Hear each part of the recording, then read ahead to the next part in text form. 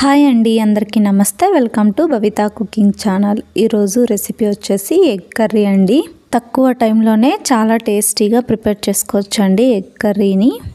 మీరు కూడా ఒకసారి ఎగ్ కర్రీని ఇలా ప్రిపేర్ చేసి చూడండి. చాలా అంటే చాలా రుచిగా ఉంటుందండి. రైస్లోకైనా, చపాతీలోకైనా, పుల్కాలోకైనా చాలా రుచిగా అయితే ఉంటుందండి. అలాగే మీకు ఈ రెసిపీ కనుక నచ్చినట్టయితే లైక్ చేయండి, షేర్ చేయండి, సబ్స్క్రైబ్ చేయండి.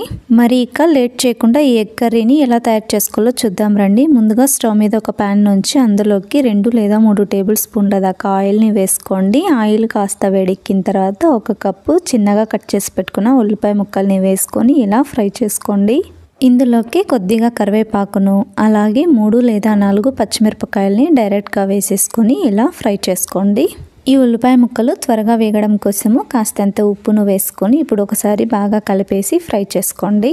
ఈ ఉల్లిపాయ ముక్కల్ని 2 లేదా 3 నిమిషాల పాటు ఇలా ఫ్రై చేసుకున్న తర్వాత ఇందులోకి 1 కప్పు దాకా టమోటోల్ని కూడా వేసుకోండి.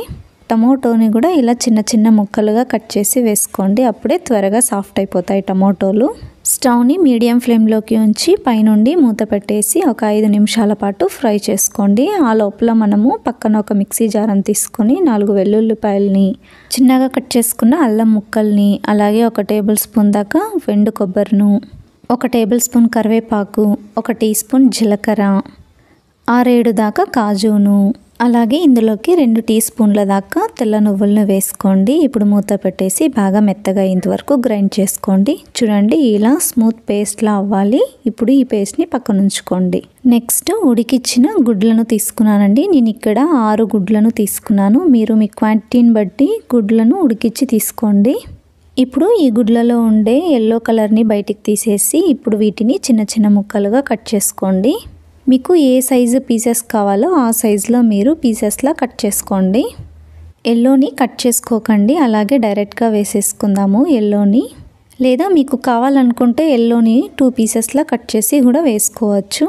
ఇలా ఉడికిచ్చిన గుడ్లన్నిటినీ కూడా ఇలా చిన్న ముక్కలుగా చేసేసి పక్కన ఉంచుకోండి. ఇలా గ్రైండ్ చేసి పెట్టుకున్న పేస్ట్ని అలాగే ఉడికించుకున్న గుడ్లను కూడా ఇలా కట్ చేసి రెండింటిని పక్కన ఉంచుకోండి. 5 నిమిషాల తర్వాత చూడండి, ఉల్లిపాయ ముక్కలు, టమోటా ముక్కలు చాలా సాఫ్ట్గా అయ్యాయి కదండి. ఇలా సాఫ్ట్గా అవ్వాలి. ఇలా సాఫ్ట్గా అయిన తర్వాత ఇందులోకి 1/2 కప్పు దాకా పెరుగును వేసుకోండి. పుల్లటి పెరుగును కనుక వేసుకుంటే చాలా రుచిగా ఉంటుందండి. ఫ్రెష్ పెరుగునైనా కూడా వేసుకోవచ్చు. ఇప్పుడు ఒకసారి ఈ పెరుగుని మొత్తం బాగా ఇలా కలపండి. నెక్స్ట్ ఇందులోకి రుచికి సరిపడంత కారం, నేను ఇక్కడ 1 టీ స్పూన్ దాకా వేసుకున్నానండి కారము. మీ స్పైసీని బట్టి మీరు కారాన్ని యాడ్ చేసుకోండి. అలాగే 1/2 టీ స్పూన్ దాకా పసుపును వేసుకొని ఇప్పుడు ఒకసారి బాగా మిక్స్ చేసి మూత పెట్టేసి ఉడికించుకోండి.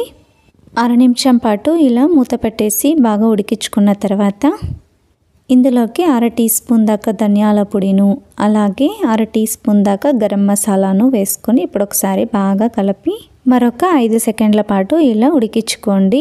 ఇలా బాగా ఉడికిన తర్వాత ఇందులోకి మనం ఇందాక మిక్సీ పట్టి ఉంచుకున్న పేస్ట్ని మొత్తం వేసేసుకోండి. అదే మిక్సీ జార్లోకి కొద్దిగా నీళ్ళను కూడా వేసేసుకొని బాగా కలిపేసి ఇందులోకి వేసేసి ఇలా మిక్స్ చేసుకోండి. ఇలా మిక్సీ పట్టుకున్న పేస్ట్ని మొత్తం వేసేసుకొని ఇలా బాగా కలిపేసి ఇప్పుడు మూత పెట్టేసి 5 నిమిషాల పాటు ఉడికించుకోండి. ఆ పేస్ట్ మొత్తం బాగా ఉడికి ఇలా దగ్గర అయ్యేంత వరకు ఉడికించుకోవాలండి. చూడండి, 5 నిమిషాల తర్వాత మసాలా మొత్తం రెడీ అయిపోయింది కదండి. చూడండి ఎంత చక్కగా చిక్కగా అయిపోయిందో. ఇలా ప్యాన్ నుండి ఆయిల్ మొత్తం వేరయ్యేంత వరకు ఇలా ఉడికించుకున్న తర్వాత 1/2 కప్పు దాకా నీళ్ళను వేసేసుకొని ఇప్పుడు బాగా మిక్స్ చేసుకోండి. మీరు మీ కన్సిస్టెన్సీని బట్టి నీళ్ళను యాడ్ చేసుకోండి. నీళ్ళను వేసుకున్న తర్వాత ఇలా మూత పెట్టేసి 1 నిమిషం పాటు ఉడికించుకోండి. 1 నిమిషం తర్వాత మూతను తీసేసి ఇలా ఒకసారి బాగా మిక్స్ చేసుకోండి. ఇలా గ్రేవీ చక్కగా రెడీ అయ్యాక ఇందులోకి మనము ఇందాక ఉడికించి కట్ చేసి పెట్టుకున్న గుడ్లను మొత్తం వేసేసుకోండి. ఇప్పుడు వీటిని నిదానంగా కలపండి. ఎల్లో అనేది బ్రేక్ అవ్వకుండా ఇలా చూసుకుంటూ నిదానంగా కలపండి. ఇప్పుడు స్టవ్ని లో ఫ్లేమ్లో ఉంచి ఈ గుడ్లను మొత్తం 1 నిమిషం పాటు ఉడికించుకోండి. ఇలా 1 నిమిషం పాటు ఉడికించుకున్న తర్వాత రుచికి సరిపడంత ఉప్పును వేసేసుకొని ఒకసారి బాగా మిక్స్ చేసుకోండి. ఇప్పుడు చిన్నగా కట్ చేసి పెట్టుకున్న కొత్తిమీరను కూడా వేసేసుకొని స్టవ్ ఆఫ్ చేసుకోండి. అంతే, ఎంతో రుచికరమైన ఎగ్ కర్రీ రెడీ అయిపోతుందండి. ఎప్పుడైనా ఎగ్ కర్రీని ఇలా ట్రై చేసి చూడండి. చాలా అంటే చాలా రుచిగా ఉంటుందండి. తప్పకుండా మీరు కూడా ఇంట్లో ట్రై చేయండి. మీకు ఎలా వచ్చిందో కామెంట్ సెక్షన్లో కామెంట్ చేయండి. అలాగే లైక్ చేయండి, షేర్ చేయండి, సబ్స్క్రైబ్ చేయండి. ఈ ఎగ్ కర్రీ చపాతీలోకైనా సరే లేదా పుల్కా, రైస్ ఇలా ప్రతి ఒక్క దాంట్లో కూడా చాలా రుచిగా అయితే ఉంటుందండి. చిన్నపిల్లల నుండి పెద్దవాళ్ళ వరకు ప్రతి ఒక్కరూ చాలా ఇష్టంగా అయితే తింటారు.